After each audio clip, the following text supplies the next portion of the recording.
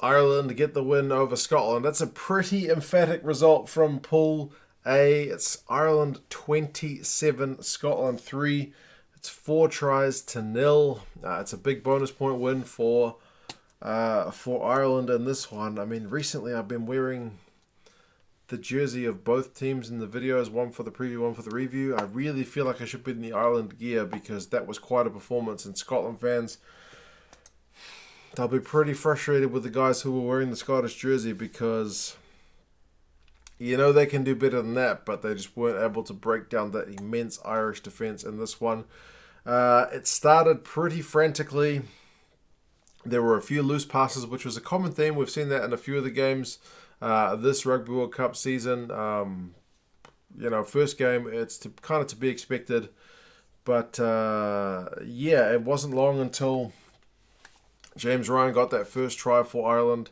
Ireland were going through the phases, and he just showed some power to get over the line. Lama actually went pretty close first, and Lama is a guy who comes in for a fair bit of criticism, but I think will have quietened somewhat of that down with a pretty assured performance for Ireland in this game. But 7-0 early for Ireland. Best gets a try from a maul. There are bodies everywhere in this one, but he goes over and gets the ball down. It's 12-0 because they missed the conversion. Ireland at that point are looking pretty dangerous. But then 20 minutes, Scotland build up some pressure and finally managed to get a penalty through Laidlaw to get their first point on the board, although that was to be their last point on the board as well. So it's 12-3. It's, still touching distance if you're 12-3 away, but then Stockdale makes an error chasing a kick back. He ends up kind of fumbling into touch, and you're thinking at that point maybe that the momentum has shifted because it was all Ireland early, and then it's kind of shifting back Scotland's way.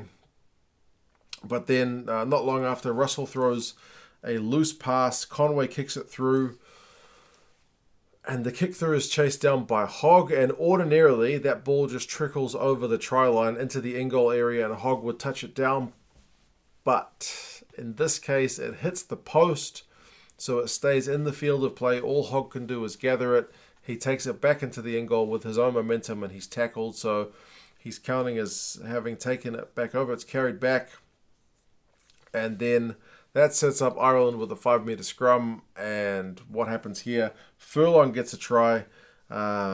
Stander from the back of the scrum goes pretty hard, but he gets stopped. But then there's no stopping Furlong, who goes over with a bit of support. And it's 19 points to 3. So those Irish forwards, you've got Ryan, Best, and Furlong.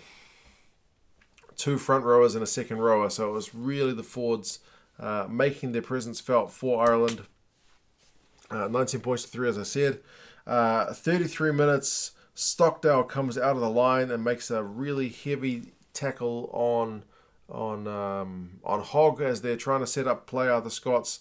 And the Irish defence, this is just one example, but there were countless examples of it, of just being able to shut the Scots down. And you know that Scottish attack with Russell and with Hogg is a team that can unlock a lot of defences, but not this game.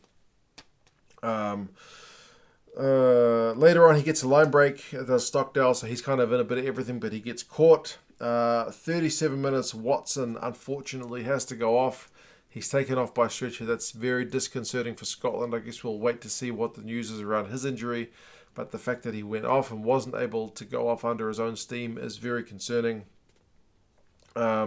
40 minutes, Conor Murray misses a long-range penalty, and that's how it goes in at half-time. So it's still 19 points to 3. Half-time stats, run meters 199 to 116 in favour of Ireland, so it wasn't a whole bunch of kind of guys getting open breaks. It was largely 2 defensive teams trying to hold each other out. 57% possession to Ireland, 62% possession to Ireland. Demonstrates that control they had in that first half. 96% tackle rate for Ireland. Even Scotland at 89, but just when those guys get close to the line, there is no stopping them, and that's kind of the only tackles that were really being missed. Second half, the rain really starts to come down, and it probably did have a bit of an influence on this game and the way it was played. The Scottish attack is applying early pressure. They would knock on. They would go a lot of phases. Then Barclay knocked it on. He got subbed. But finally, 55 minutes, Conway gets a try. It all starts from Scotland missing a box kick. They don't handle the kick well. So the kick from Murray isn't fielded, and then eventually the Irish are able to gather and get the try through Conway on the right wing. Murray misses the conversion, so it's 24 points to 3. Scrum's dominant for Ireland, and eventually on 67 minutes they kick the last points of the match, which is a penalty through Carty. It's 27 points to 3. That's the final score of the game. But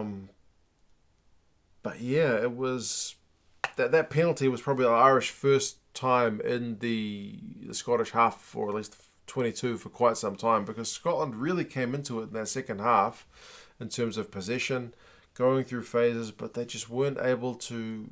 I can't think of many times when, if any, where they really looked like genuine chance to score. Irish defence was just, very immense. They kept holding. They eventually gave away a yellow card to Tyke Byrne towards the end, but again, Stockdale still making those kind of racing out of the line tackles to shut things down. They're able to read things really well. Scotland go for a long time in attack, and then they lose their own line out. 76 minutes, there was a forward pass. 80 minutes, a knock on. So the Scottish error is very costly, but partly down to Irish just defending like demons all over the place. So it's hard to get that fluidity when you are under that kind of pressure. So that was kind of the story of the game. The Irish defence, as I said, immense. The Irish forwards, especially in that first half, very dominant. Conor Murray's box kicking was kind of back to his best. So interesting that Sexton wasn't taking the kicks, at least for most of the game. So it was up to Murray. I did a live stream on this game, and some of you guys mentioned that you would hope that's not going to happen if it gets to a knockout game, but I guess we'll see what happens going forward. Full-time stats, Ireland with 358 run meters to Scotland's 297. So Ireland still with the better of that. Possession ended up almost even, 51 to 49.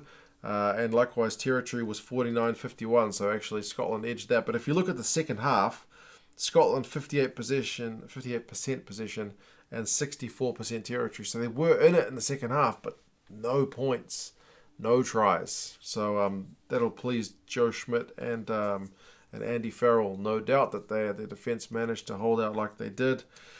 So yeah, man, good bonus point win for Ireland. Maintained a high tackling percentage. It was 94% for Ireland. Even Scotland was at 89%. Like I said, they didn't miss many tackles. It was just those tries from those big Irish forwards that were too much. But yeah, individuals, Hogg had 107 run meters, Lama had 69, but I would imagine for both those guys, a lot of it was just kind of fielding kicks and returning, because it was really game about defense, kind of holding.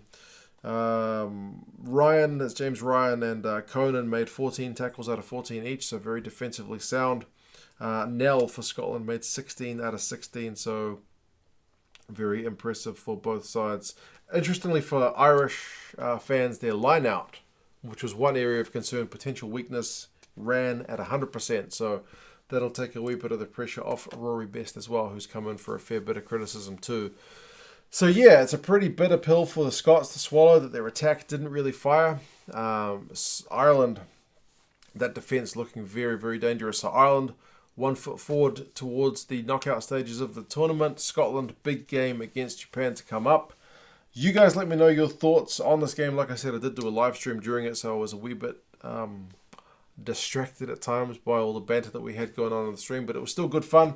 Appreciated the guys who were along for that ride. But yeah, you guys let me know your thoughts on this one, and I will talk to you again soon. See you later.